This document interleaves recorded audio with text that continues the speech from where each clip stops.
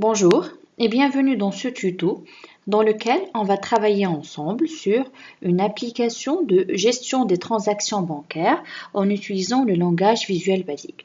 Donc l'interface graphique de l'application se présente comme suit. On a tout d'abord la feuille ou ce qu'on appelle forme qui représente l'interface principale de notre application qui va s'afficher à l'utilisateur. Bien sûr, cette interface va regrouper plusieurs composants. On a des étiquettes, des combo box, des list box, des radio-boutons, des boutons. Donc, et sans trop tarder, on va commencer par la première question. Il s'agit de créer l'interface graphique de l'application de gestion des transactions bancaires. Donc, pour cela, je vais ouvrir Visual Studio. Je travaille avec la version 2019. Je vais donc créer un nouveau projet. Ici, je vais chercher Windows Phare.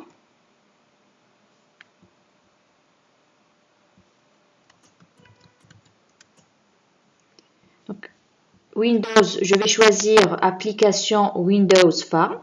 Donc, pour la création d'une application avec une interface utilisateur ou bien une interface graphique, bien sûr, en se basant sur le langage VB. Faites attention à créer une application avec le langage VB et non pas avec le langage C#.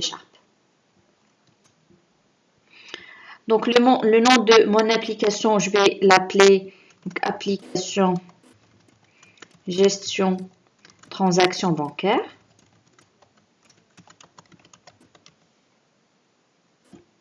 Et je vais la mettre dans le bureau. Comme ça, je peux la récupérer rapidement. Application VB. Vous pouvez mettre votre nom ou bien le nom du binôme. Comme ça, vous pouvez rapidement repérer votre application. Et là, je vais sélectionner ce dossier. Donc, mon application qui s'appelle application gestion de transactions bancaires va s'enregistrer dans ces Users Computer Desktop Application VB. Et donc, je vais cliquer sur le bouton Créer.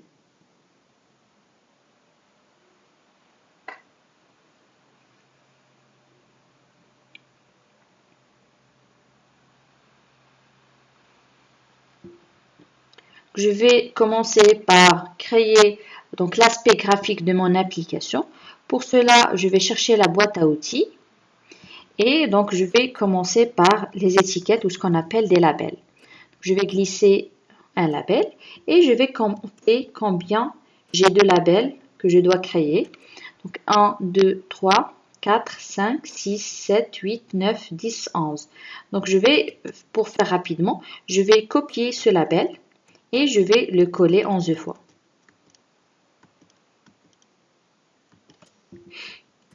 C'est bon, label 1, label 2.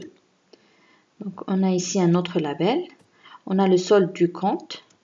On a ici le solde du compte. Ici l'étiquette et ici donc la valeur qui sera affichée. Ici on a historique crédit, historique débit. Donc total crédit avec la valeur et total débit avec la valeur. Donc on aura besoin également de list box. Donc je vais chercher le composant list box. Le voilà, le premier. Donc je ferai la même opération, c'est-à-dire copier-coller. Et donc voilà. Après, j'ai besoin d'une combo box qui va contenir les numéros de compte. Je vais la glisser.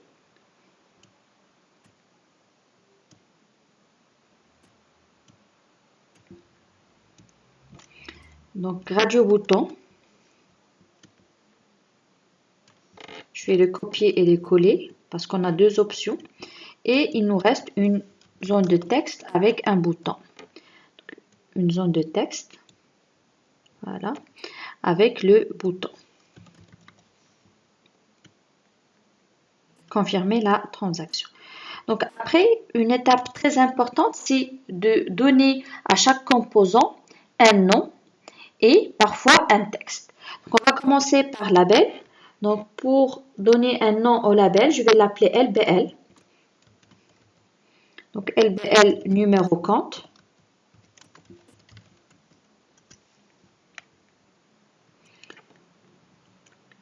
LBL, les autres propriétés. Comme vous pouvez le constater, je vais changer propriété par propriété, c'est-à-dire je vais passer par tous les composants et changer la propriété name. Et après, je vais passer encore une fois sur tous les composants et changer la propriété texte. Juste pour gagner du temps. Donc, comme bloc, je vais mettre CMB, donc numéro compte. Radio bouton RB crédité. Et ici, c'est RB débité. Ici, c'est TXT montant. Ici, c'est LBL montant.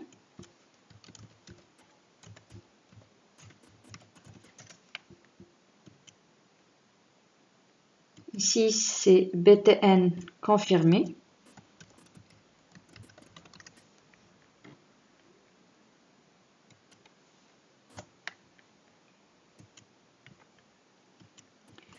LBE, LBL solde du compte.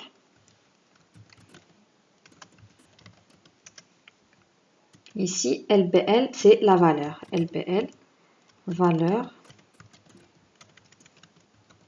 solde du compte. Donc ici, on va juste afficher l'étiquette solde du compte et ici, on va afficher la valeur.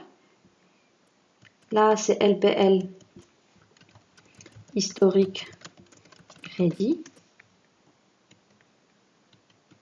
LBL historique débit.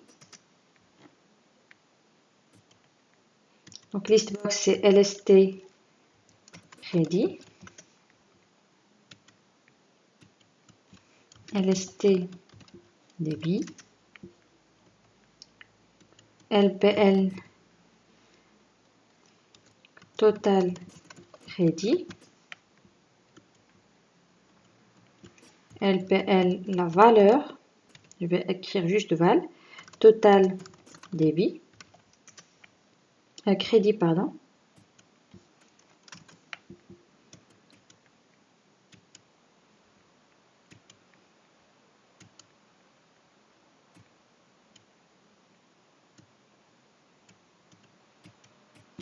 LBL total débit.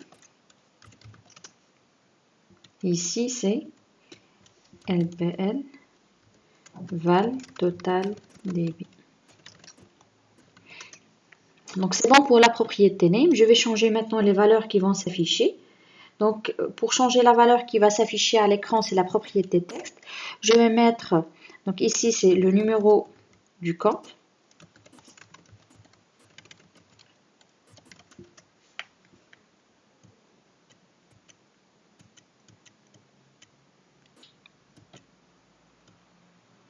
Voilà. Type opération.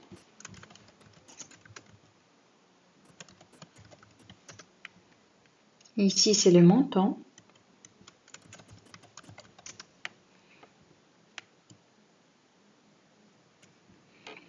Ici, c'est crédité. Débité.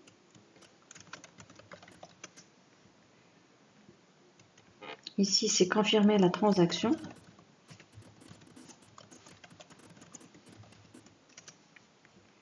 Ici, c'est total ou bien solde du compte, pardon. Donc, label 9 pour ne pas s'afficher. Donc, pour ne pas afficher la chaîne de caractères label 9, on va juste vider cette zone de texte. Voilà, il n'est plus visible.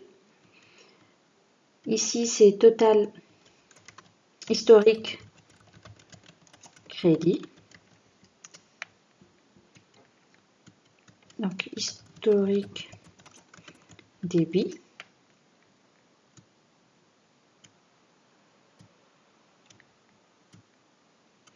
Ici, c'est total crédit. Donc, celle-là, je vais la vider pour afficher la valeur du total crédit. Ici, c'est total débit.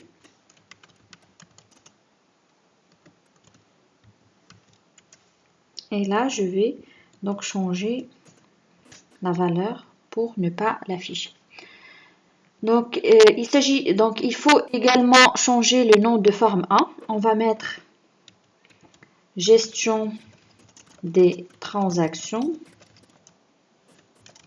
bancaires et c'est bon pour l'aspect graphique de l'application.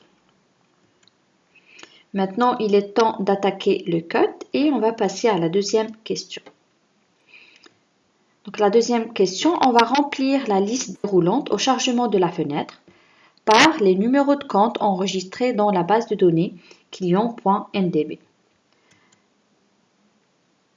Pour cela, on a besoin d'ajouter la base de données à notre projet parce que la base de données va contenir les données en relation avec les numéros de compte, les clients, les transactions bancaires.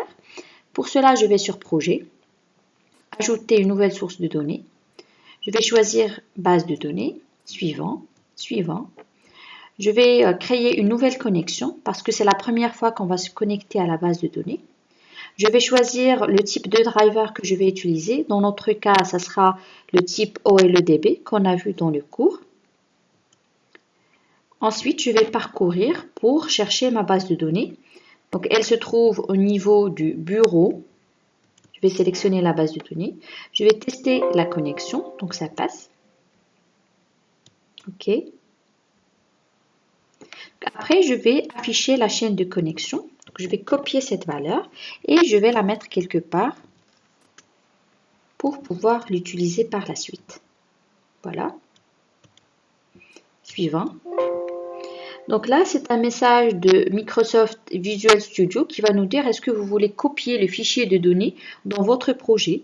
Et donc, je vais cliquer sur oui. Pourquoi? Parce que, comme vous pouvez le constater, donc ici, Visual Studio a ajouté la base de données à notre projet. Et donc, on n'a plus besoin de, à chaque fois, copier la base de données et la mettre dans le dossier du projet. Maintenant, on a la base de données qui est à l'intérieur du dossier du projet. C'est-à-dire, lorsque vous allez donner le projet à votre binôme, par exemple, ou le partager avec quelqu'un d'autre, il va pouvoir exécuter l'application sans se soucier où se trouve la base de données utilisée par notre application. Donc là, comme vous pouvez le constater, puisqu'on a indiqué à Visual Studio qu'il va ajouter la base de données, il a changé la chaîne de connexion. Donc là, pour faire une comparaison, ici, nous avons un chemin qui est absolu. Et là, donc, un chemin qui est relatif. Donc, je vais choisir donc, cette chaîne de connexion et je vais la remplacer. Voilà. Donc maintenant, à chaque fois qu'on va copier le dossier de mon application, donc on a la base de données qui est à l'intérieur qui va être copiée avec le code. Sinon, il va falloir à chaque fois qu'on ouvre l'application, ajouter la base de données et spécifier le nouveau chemin pour accéder à la base de données. Donc là, dans cette étape, j'ai sélectionné les tables, j'ai sélectionné toutes les tables naturellement. Et voilà, donc ici, on a notre base de données qui est ajoutée à notre projet. Maintenant, la question dit qu'on doit remplir ce combo box avec les numéros de compte au moment de chargement de la page. Et au moment de chargement de la page, c'est l'événement FormLoad. Donc, pour accéder à l'événement FormLoad, vous allez faire un double-clic n'importe où sur l'interface graphique. Bien sûr, ne pas toucher un composant. Et donc là, par défaut, Visual Studio nous ouvre la fenêtre du code. Bon, je vais effacer, je vais refaire juste pour vous montrer encore une fois. Donc, je vais cliquer n'importe où sur l'application. Et là, il va Visual Studio va nous ouvrir quoi? Form 1 Load. C'est-à-dire au moment de chargement de la page. Donc, au moment de chargement de la page, qu'est-ce que je dois faire? Donc, je dois sélectionner les numéros de compte depuis la base de données contenant les numéros de compte. Donc, pour cela, je vais tout d'abord déclarer la variable chaîne de connexion. Donc, ça sera une variable privée à l'extérieur de la fonction. Donc, private connection string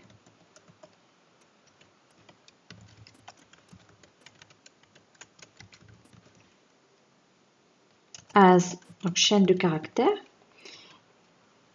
égale, donc, et là, je vais copier la valeur que j'avais. Ensuite, donc pour se connecter à une base de données, j'ai besoin de déclarer la bibliothèque OLEDB. Donc, comme si vous vous rappelez, nous avons dit que pour se connecter à une base de données Microsoft Access, on a besoin d'utiliser le driver OLEDB. Donc, imports system.data.ole. Et là, donc, une option très importante dans Visual Studio, c'est lorsque vous cliquez sur CTRL espace, il vous donne une liste de suggestions. Vous allez sélectionner la suggestion qui vous va le mieux et vous allez cliquer sur la touche tabulation, il va la compléter. Voilà. Pour se connecter à la base de données, j'ai besoin tout d'abord d'ouvrir la connexion. Donc, pour ouvrir la connexion à la base de données, je vais utiliser donc un objet ou bien une variable pour ne pas entrer dans le détail de la programmation orientée objet. Donc, je vais appeler oConnection de type as new OLEDB connection. OLEDB connection. Donc, il va me compléter. Je fais CTRL espace pour connaître la syntaxe. En général, ça prend la chaîne de connexion qu'on a déclarée avant, connection string. Voilà. Donc, pour ouvrir la connexion à la base de données, on va mettre au connection, et je vais appeler la méthode open. Donc, pour récapituler, jusque-là, on a importé la bibliothèque OLEDB depuis system.data. Après, nous avons spécifié la chaîne de connexion. C'est une chaîne de caractères qui va contenir, et j'insiste sur un chemin relatif plutôt qu'un chemin absolu pour pouvoir exécuter votre application n'importe où. Et donc, je vais déclarer un objet ou bien c'est une variable qu'on appelle OConnection. De quel type? De type OLEDB connection. Donc, cette variable ou bien cet objet va nous permettre d'ouvrir une connexion à la base de données. Bien sûr, en connaissant où se trouve exactement ma base de données. Et pour ouvrir cette connexion, on a juste besoin d'appeler la méthode open. Donc, une chose très importante que je fais souvent, c'est à chaque fois que j'ouvre la connexion, je vais la fermer en même temps. Comme ça, je n'oublie pas. Donc, j'ouvre la connexion, je ferme la connexion et j'enregistre l'état du projet. Donc, après, je vais déclarer ici ma connexion, ma requête SQL, pardon, dim, requête as string. Et la requête, c'est quoi? C'est donc select distinct num count from la table count. Donc, justement, pour savoir comment s'appellent les champs, comment appeler les champs de la base de données et les tables, je vais faire un clic ici sur la base de données. Donc, il va m'ouvrir en même temps la base de données sur Microsoft Access, mais ce n'est pas ce qui m'intéresse. Je vais l'ouvrir ici. Je peux voir quelles sont les tables. Donc, par exemple, la table count, je vais voir que dans la table count, donc count majuscule, il y a donc plusieurs champs, select, distinct, numéro de count, donc num count, from la table count. Donc, pour exécuter cette requête SQL, on a besoin de deux lignes principales de code que je vais écrire maintenant. On a besoin de déclarer une variable que je vais appeler oComment, de quel type as new, puisqu'il s'agit new parce qu'il s'agit de la programmation orientée objet, OLEDB comment. Et là, je dois lui passer en paramètre deux choses. La requête qu'il va exécuter, et aussi sur quelle connexion, comme vous pouvez le voir ici, sur quelle connexion on va appliquer cette requête, c'est-à-dire sur quelle base de données finalement on va appliquer cette requête. Donc, on va mettre oConnection. Voilà. Donc après, pour pouvoir récupérer les résultats, on va les récupérer dans un objet de type OReader, qu'on appelle OReader, de type OLEDB Data Reader. Et là, donc, qu'est-ce qu'il va contenir? Donc là, c'est une nouvelle déclaration. Donc, on va déclarer et affecter les valeurs. Mais ici, on va déclarer en même temps initialiser. Qu'est-ce qu'on va mettre? Donc, oComment. Point. Ici, j'ai mis deux L au comment. point, je vais mettre contrôle espace, execute reader. Donc jusque-là, qu'est-ce qu'on a fait? On a déclaré une requête SQL. On a créé donc un objet au command de type OLEDB command. Donc command, c'est pour exécuter une requête SQL. Donc on doit lui donner en paramètre la requête et la connexion. Donc on va récupérer le résultat de la requête. Donc là, c'est le résultat de la requête. On va le récupérer et le mettre dans un objet ORead de type OLEDB data reader. Donc après, on doit parcourir donc justement les résultats. Pour parcourir les résultats, on va mettre while, donc pour lire les résultats, ORead, point, pardon, si jamais Visual Studio ne reconnaît pas les variables que vous venez de déclarer, il suffit de faire CTRL espace, aussi de compléter parfois la syntaxe, voilà, while,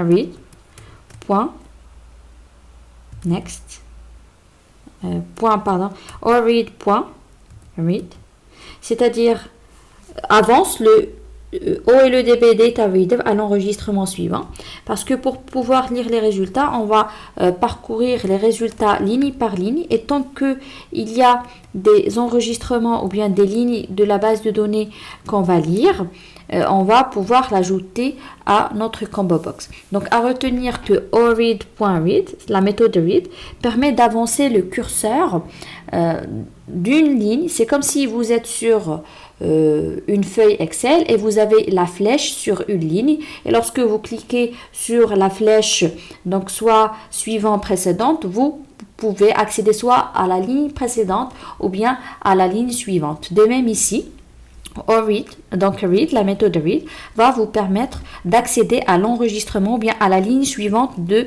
votre résultat. Donc finalement, c'est quoi? Tant qu'il y a des lignes à lire, qu'est-ce qu'on va faire? On va les ajouter à notre combo box, donc CMP.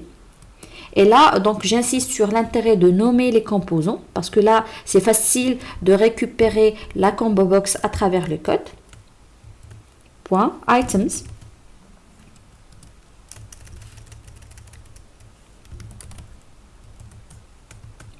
Add, et là je vais mettre en paramètre donc ORead.getString, et je vais vous expliquer qu'est-ce que j'ai écrit de 0. Donc là c'est pour ajouter un élément à ma liste, le nom de la combo box.items.add, et l'élément que je vais ajouter, je vais le mettre entre parenthèses, et c'est quoi? C'est select distinct numéro de compte, donc c'est les numéros de compte. Numéro de compte, comme vous pouvez le constater ici, il s'agit d'une variable de type donc chaîne de caractères, wchar, donc il s'agit d'une chaîne de caractères, et puisqu'il s'agit d'une chaîne de caractères, on va mettre getString. On a l'indice de la colonne, c'est 0, puisqu'on va récupérer une seule colonne, donc son indice est 0.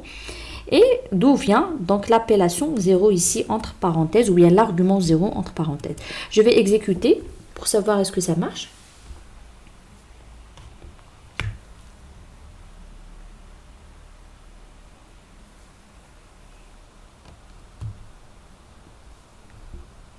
Et voilà, j'ai ma combo box qui est remplie par les numéros de compte. Donc une étape très importante, c'est la gestion des exceptions. Si jamais il y a une erreur, je veux que Visual Studio n'arrête pas l'application, mais continue à exécuter quand même l'application, même s'il y a une erreur ou bien une exception qui est générée. Par exemple, si je me suis trompée dans la requête SQL, donc il va pouvoir exécuter donc le code associé à un autre bouton sans pour autant fermer toute l'application. Donc pour cela, je vais mettre try. Je vais mettre tout le code entre try, ce qu'on appelle catch. Catch. Donc, exception, je vais l'appeler EX. As de quel type exception? Je vais mettre un try. Voilà. Donc ici, qu'est-ce qu'on a fait? On a mis notre code à l'intérieur de deux choses, try, pour dire essayer le code suivant, Et si jamais il y a une exception qui est soulevée, vous allez l'attraper et vous allez la mettre dans variable EX, donc qui va contenir l'exception. Et ce qui nous intéresse, c'est afficher un message box pour afficher quelle est l'exception qui a été rencontrée ou bien l'erreur qui a été rencontrée. Donc pour afficher le message d'erreur, c'est donc EX, c'est le nom de la variable point, la valeur message. Donc on va mettre ici une erreur, juste pour s'assurer que ça fonctionne.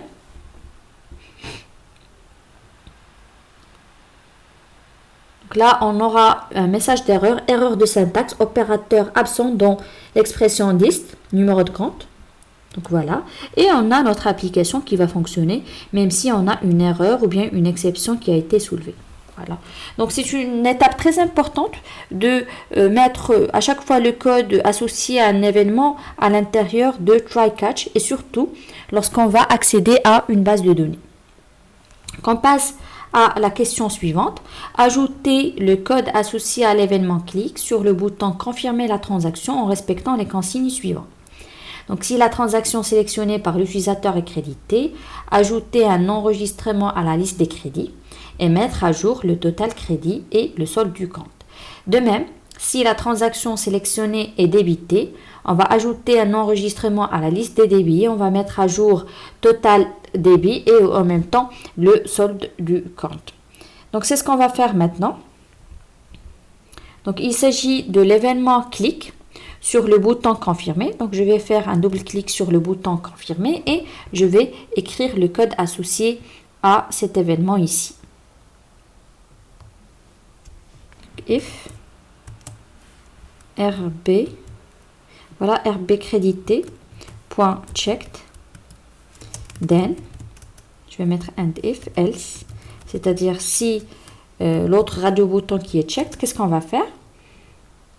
Je vais tout d'abord récupérer le montant et je vais l'ajouter à la liste, à ma liste.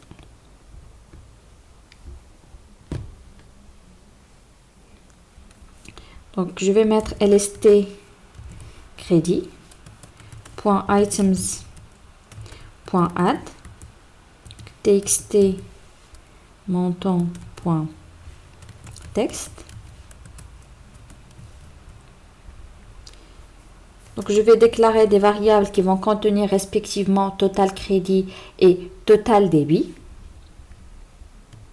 Donc, ce sont des variables que je vais déclarer privées, c'est-à-dire globales, accessibles depuis n'importe quelle fonction. Dim total crédit as integer égale donc 0. De même, donc private total débit as integer égale 0, private total compte as integer égale 0. Voilà. Donc après, donc total crédit plus égale, et là on va récupérer la valeur. Val, c'est quoi? Donc, c'est une méthode qui renvoie le nombre contenu dans une chaîne de caractères en tant que valeur numérique. Donc, c'est pour cela que je vous dis à chaque fois de faire un contrôle espace si jamais vous ne connaissez pas comment écrire ou bien à quoi sert une fonction. Donc, c'est txt montant.text. Voilà. Et le total, le solde du compte, je vais mettre à jour. Donc, cette étiquette qui va contenir, ici, qui va contenir le total crédit, LBL, valeur total crédit, point texte, égale total crédit. Voilà. Bon, else, je vais faire la même chose. Je vais juste copier-coller. Donc, lst débit. Total débit. LPL total débit égale total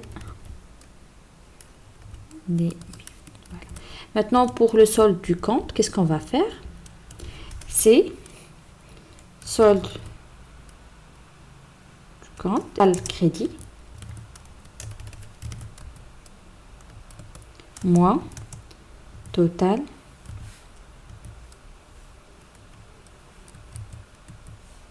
débit.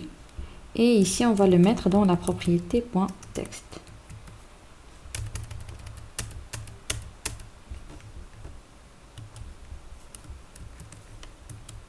On va rapidement tester le code.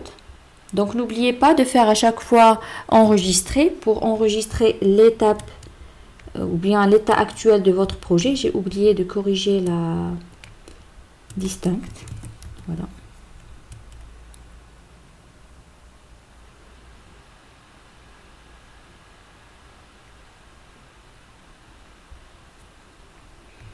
Je vais choisir un compte, je vais cliquer sur créditer et je vais confirmer la transaction. Ah, j'ai oublié de mettre le montant. 100. Confirmer. Je vais ajouter encore une fois, je vais choisir débiter. Donc voilà, ça marche. J'ai oublié ici le signe moins lorsqu'il s'agit de débiter. Ici.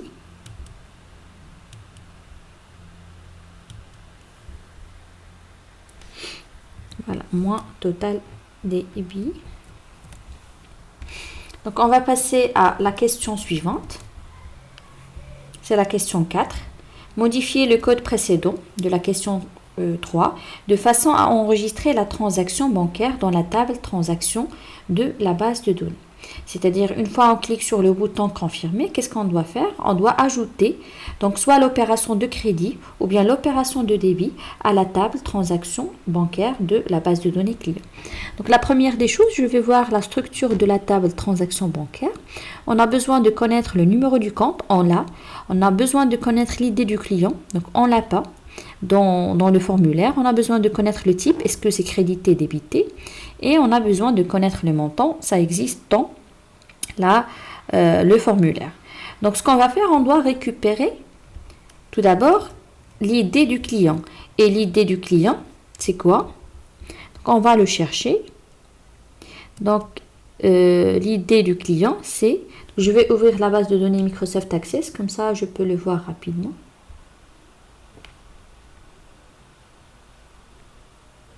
Je vais voir les relations, outils de base de données, relations.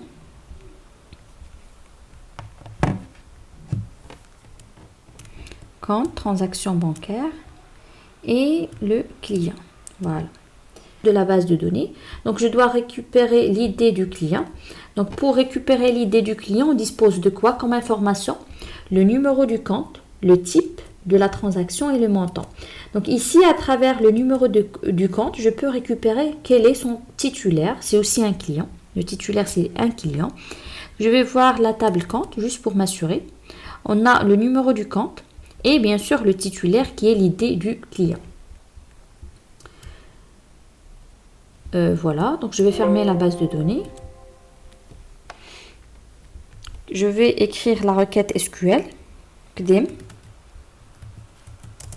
Requête as chaîne de caractères égale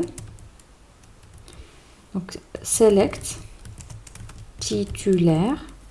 Pour ne pas me tromper, je vais donc voir titulaire. Voilà, titulaire from compte where numéro du compte. Voilà, num compte égale. Et là, je vais vérifier quelle est la nature de ce champ. Donc, il s'agit d'une chaîne de caractères. Je vais mettre les simples codes et à l'intérieur, je vais mettre le contenu de quoi? Dans les simples codes, je vais mettre les codes. D'accord? Et ici, je vais mettre quel est le numéro de compte qui a été sélectionné par le client dans la combo box pour récupérer l'ID de ce client. Donc, c'est CMB, numéro de compte, point selected item point to string.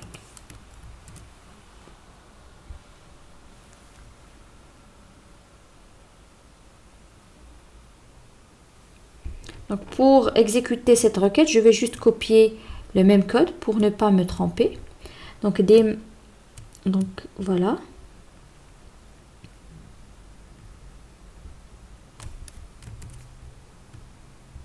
Avec oConnection.open.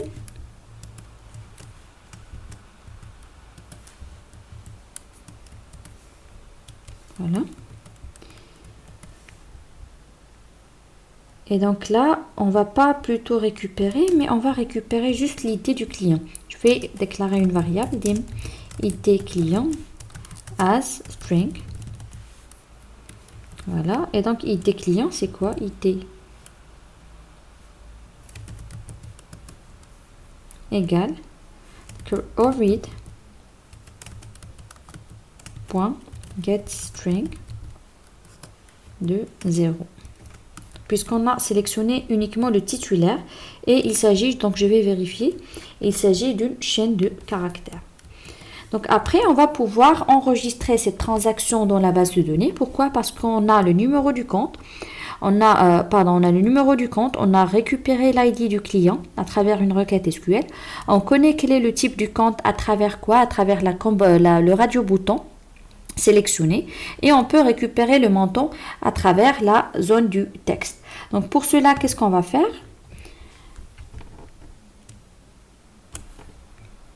Donc si l'opération s'est créditée, qu'est-ce qu'on va faire? Je vais déclarer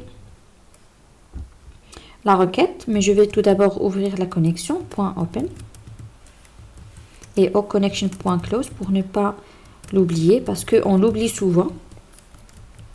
Et à l'intérieur, je vais écrire la requête SQL deal. Requête, je vais l'appeler requête insert as string égale. Donc insert into la table transaction bancaire values. Et là, on a combien de champs? On a 4 champs. Le premier champ, quand vous pouvez le constater, c'est une chaîne de caractères. Le deuxième, c'est une chaîne de caractères. Le troisième, c'est une chaîne de caractères. Le quatrième, c'est une chaîne de caractères. Donc là, pour insérer un champ de type chaîne de caractères, la syntaxe SQL, c'est des simples codes. Voilà, 4 champs. Et après, je vais remplacer par les valeurs dont je dispose. Je vais copier donc ça 4 fois, juste pour concaténer. Je ne l'ai pas bien copié.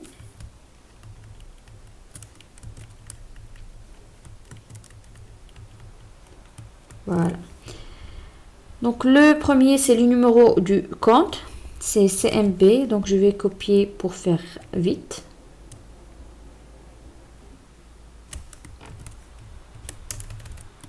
Voilà. Le deuxième, c'est l'ID du client. Donc je vais mettre ID client. Donc on est dans la if crédité. Donc l'opération, c'est crédité. Ici.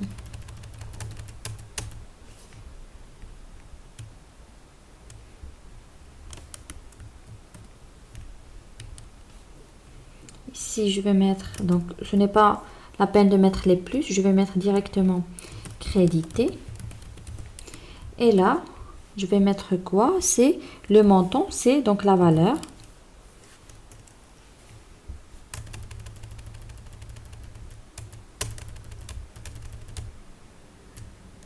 Valeur de quoi? De txt montant point texte. Voilà. Voici ma requête SQL. Insert into la table transaction bancaire. Values. Et là, donc j'ai mis entre simple code les différents champs. Et après, donc pour exécuter la requête SQL, qu'est-ce que je vais mettre? Donc c'est toujours au comment.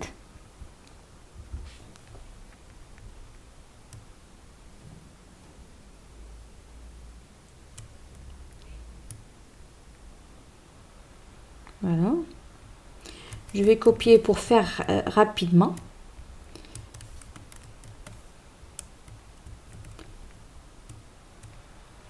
Puisqu'il est déjà déclaré, je vais mettre 1.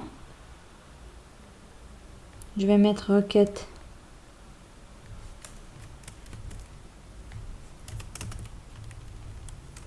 insert. Toujours la même connexion. Ici, je vais enlever ça. Et je vais mettre execute au lieu de execute reader. On va mettre execute non. On va mettre au command 1. Point execute non query. Donc pourquoi elle exécute une instruction SQL par rapport à DB command et retourne le nombre de lignes affectées. Donc pour faire plus simple, lorsque vous avez une requête select, vous allez donc appeler la méthode execute reader pour lire justement des enregistrements. Mais lorsque vous avez besoin d'insérer, de mettre à jour ou bien de supprimer des lignes, vous allez mettre execute non query. Donc ça peut retourner un entier, donc pour indiquer quels sont le nombre de lignes affectées par la requête SQL. On peut mettre lim np ligne as integer égale. Voilà. Et je peux mettre un message box, pardon ici c'est dim. Message box transaction ajoutée à la base de données et je peux ajouter nombre de lignes affectées plus et je vais afficher npline. Voilà.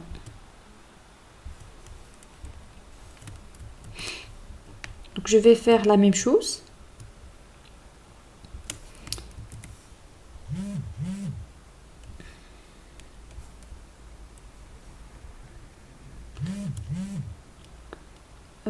À mon avis, je vais enlever ça et je vais le mettre à l'extérieur de if. Je vais vous expliquer pourquoi. Je vais juste ici déclarer la requête SQL parce qu'il y a juste un champ qui change, crédité ou bien débité. Sinon, il s'agit de la même ligne. Soit crédité ou bien débité. Ici, c'est débité. Débité. Voilà. Et donc, team requête CTRL C. Donc, je vais juste laisser requête SQL.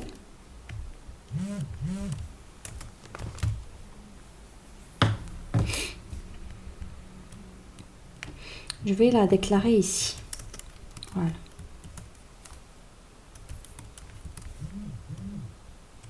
Je vais ici enlever un string.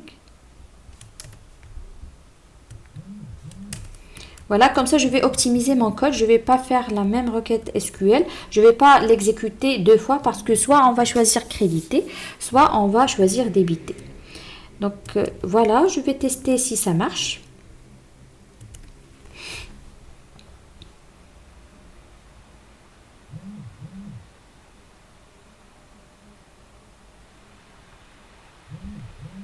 Je vais choisir un numéro de compte. Je vais choisir une opération crédité ou bien débité. Je vais donc ajouter un montant, par exemple 10 000 dirhams. Et je vais confirmer la transaction. Donc là, j'ai une erreur et je n'ai pas géré la sélection. Je n'ai pas généré une exception. La conversion de chaîne insert into transaction en type double n'est pas valide. Pourquoi type double?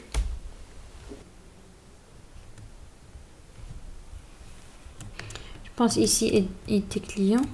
Je vais tester point to string.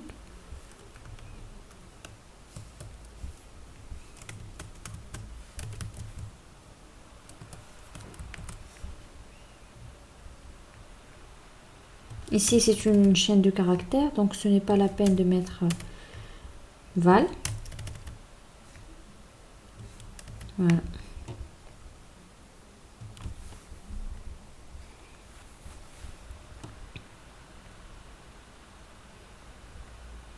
Je vais mettre ça, crédité.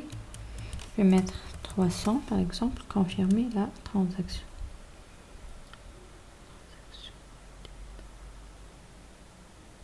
Ah oui, je pense que c'est le message box. C'est le message box. Point to string.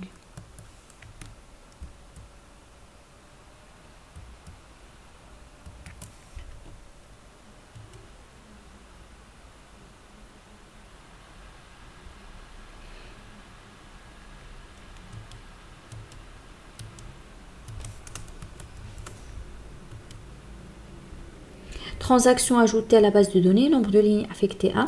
En fait, c'est vrai que l'erreur commise, c'est ici, parce que nombre de lignes, c'est quoi? C'est de type un entier ou bien un double qui est généré, donc un entier, et on fait la concaténation d'une chaîne de caractères avec un entier, donc il n'arrive pas à reconnaître cet entier et l'ajouter à ma chaîne de caractères.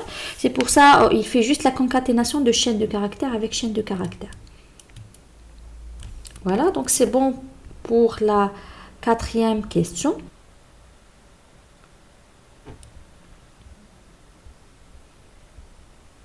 Ici, il faut ouvrir encore une fois, donc avant de faire la requête SQL, il faut ouvrir encore une fois la connexion. Point open. Et la fermer encore une fois. Voilà. Ici, on a open, close. Ici, on a close. Ah, voilà, il ne faut pas l'ouvrir ici. Il faut l'ouvrir en bas.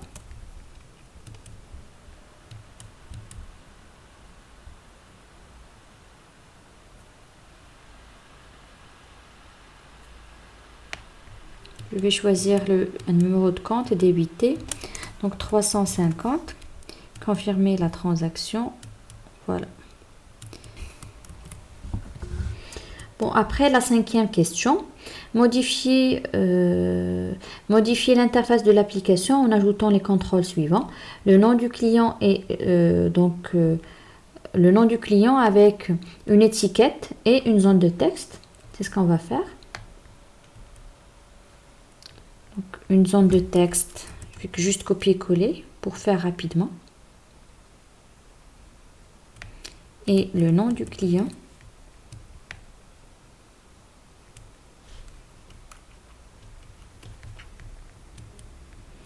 Donc, c'est quoi le nom ou la titulaire du compte? Titulaire du compte. Et ici, c'est donc, je vais juste changer la propriété name. Donc, TXT client. TXT ou bien titulaire. Voilà. Et si l'utilisateur sélectionne un numéro de compte, votre application doit remplir tout d'abord la zone de texte client par le nom et le prénom du client. Et donc là, si l'utilisateur sélectionne un numéro de compte, c'est-à-dire s'il va sélectionner un élément de ma combo box, il s'agit de l'événement. Je vais faire un double clic.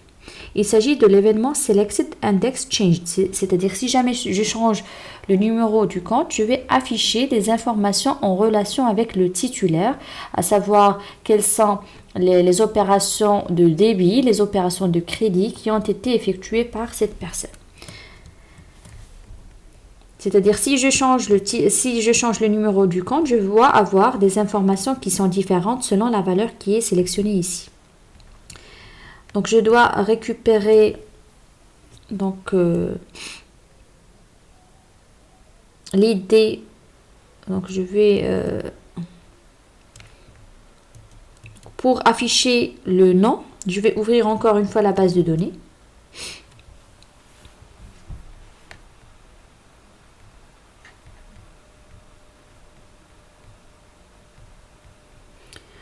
Donc pour afficher, pardon, client, compte, transaction bancaire, voilà. Donc pour afficher le nom et le prénom du client, je dois connaître l'idée du client. Donc on l'a déjà récupéré. Donc je dois mettre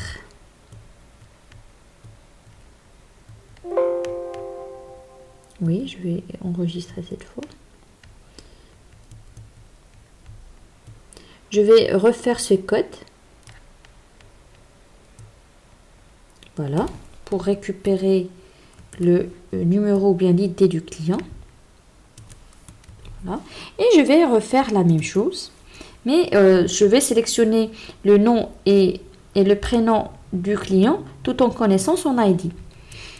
Bien sûr, vous pouvez faire une requête imbriquée, c'est-à-dire sélectionner le nom, le prénom du client, where ID égale, entre parenthèses, select, titulaire, from count, where. Donc vous pouvez le faire. Je pense qu'on va le faire, c'est la même, c'est encore mieux. Donc select nom. On veut afficher le nom, le prénom, et faites attention, prénom c'est accent, prénom.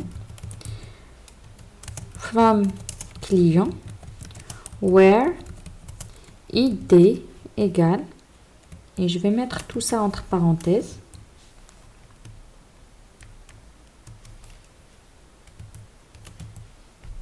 C'est mieux que de faire deux requêtes, on peut faire des requêtes imbriquées. Donc select nom, prénom, from client, where id égale, select titulaire, from compte, where numéro de compte égale, donc voilà, c'est bon. Donc ici, je vais mettre txt, bon, je vais mettre un espace.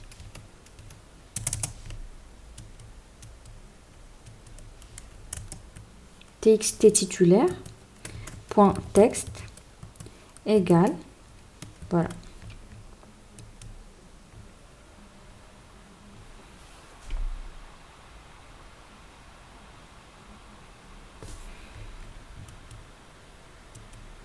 Voilà, donc là on a le nom. Donc je vais juste ajouter le prénom. Je vais enlever ça. Plus, pour concaténer. Donc la requête, qu'est-ce qu'elle va retourner? Deux champs, le nom et le prénom. Donc getString de 0, c'est le nom. Et getString de 1, c'est le prénom. Entre les deux, je vais faire un petit espace. Donc une chaîne. Voilà. Chaîne de caractères avec un petit espace. Voilà. Donc c'est bon pour la question 6.1. Remplir la liste historique crédit par les opérations positives de versement d'argent depuis la base de données. C'est ce qu'on va faire.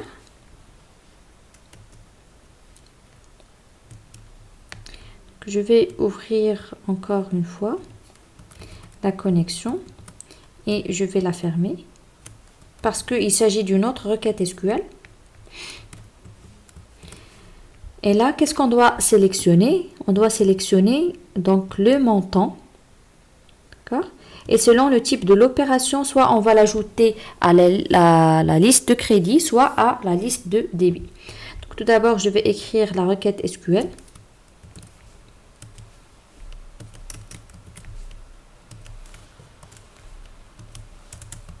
Select étoile from transaction bancaire et je vais ajouter également plus where num compte égale et je vais copier toute cette valeur. Juste, bon, je vais enlever la parenthèse égale, juste pour faire vite. Voilà. Donc c'est notre requête SQL. Donc pour exécuter, donc on va mettre tout ce code. Je vais juste changer les différentes variables.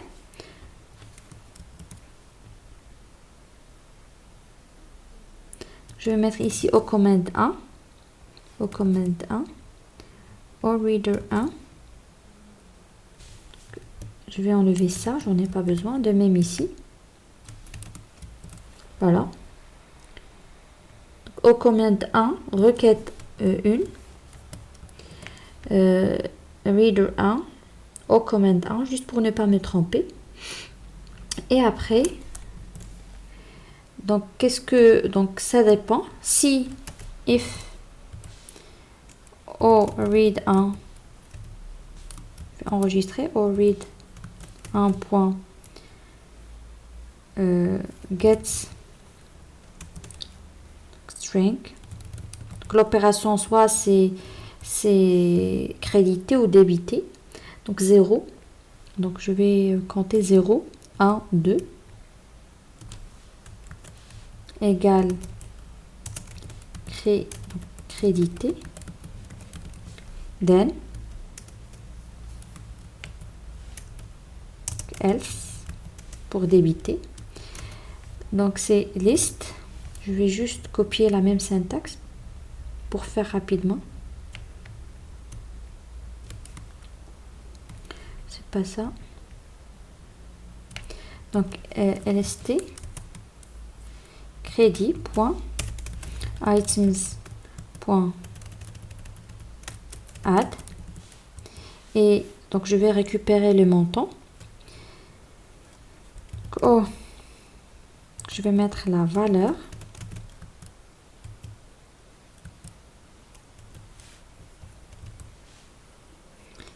au read.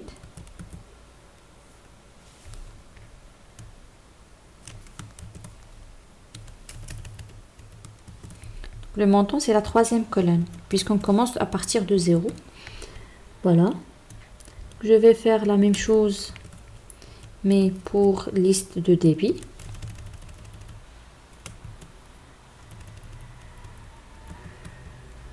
Voilà.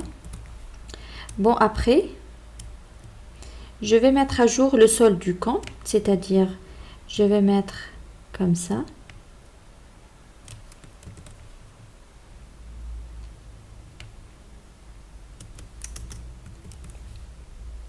Donc ça, c'est débit.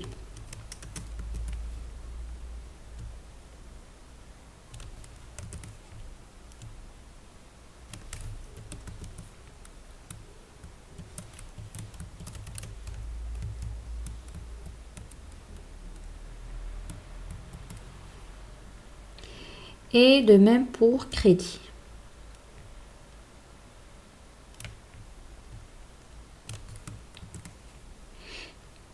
Pour mettre à jour sur l'interface graphique le solde du compte à partir de la base de données.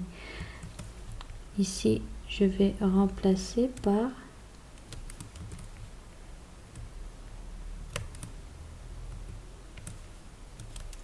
voilà.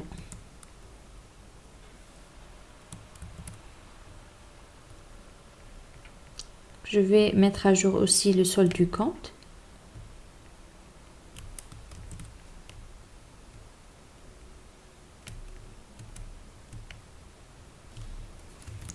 Je ne sais pas pourquoi la connexion elle était fermée 2 fois. Voilà. Je vais exécuter au connection.open, au connection.close, au connection.open. Bon, je vais exécuter pour s'assurer que ça marche.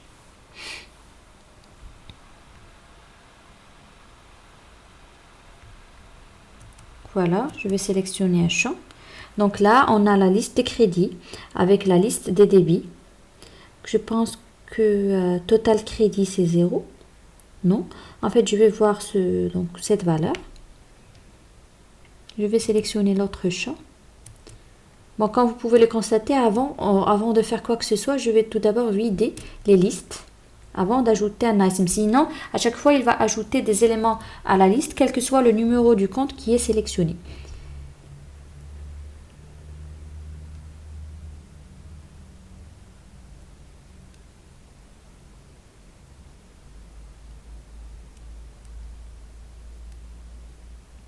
Bon, c'est ça. Bon, je vais voir. Donc, avant de faire quoi que ce soit, je vais mettre lst crédit.items.clear, lst débit, point items point clear.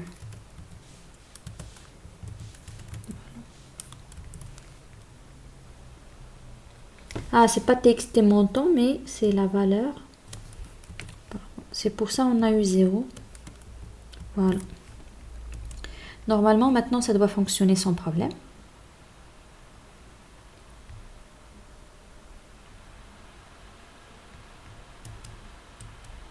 Voilà, ici, on a le total crédit, total débit et on a le solde du compte.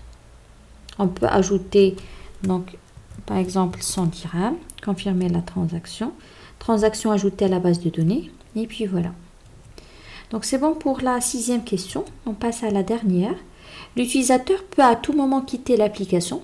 Prévoyez un message de confirmation pour empêcher la fermeture accidentelle de l'application. Donc, et là, donc, je vais fermer l'exercice. Je vais cliquer encore une fois. Ah, Form Load. Je vais sortir de Form Load. Et là, je peux choisir. Normalement, ici, Forme 1, événement. Forme 1, événement. Je peux choisir Closing. Closing. C'est-à-dire si je clique sur le bouton fermer. Donc, je vais afficher tout d'abord un message pour confirmation. Donc, DIM, réponse, qui va contenir la réponse de l'entrée de l'utilisateur. Ou bien, qu'est-ce qu'il va choisir? Est-ce que yes ou bien no? Donc, message box. Donc, ici, on a tout d'abord le premier argument, c'est ce qui sera affiché à l'utilisateur. Le deuxième, c'est les différents boutons. Et en dernier lieu, comme vous pouvez le voir ici, c'est le title. On peut mettre nothing, c'est-à-dire on peut laisser vide. Voulez-vous, c'est une chaîne de caractères, voulez-vous vraiment fermer l'application, virgule. Donc VB yes, no. VB yes, no. Plus, je peux associer plusieurs, donc, confirmation. Voilà.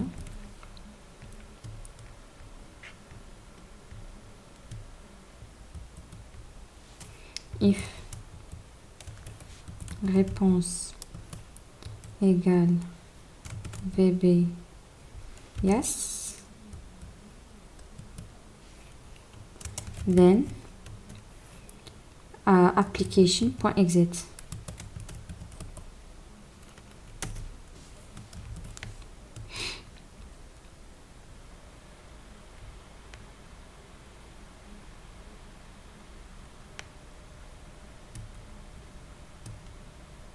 Voilà.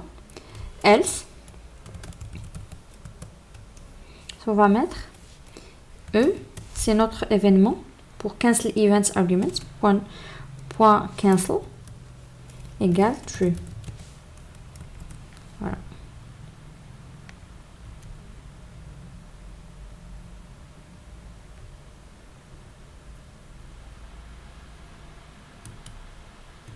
Oui. Maintenant, je vais choisir l'autre option qui est non.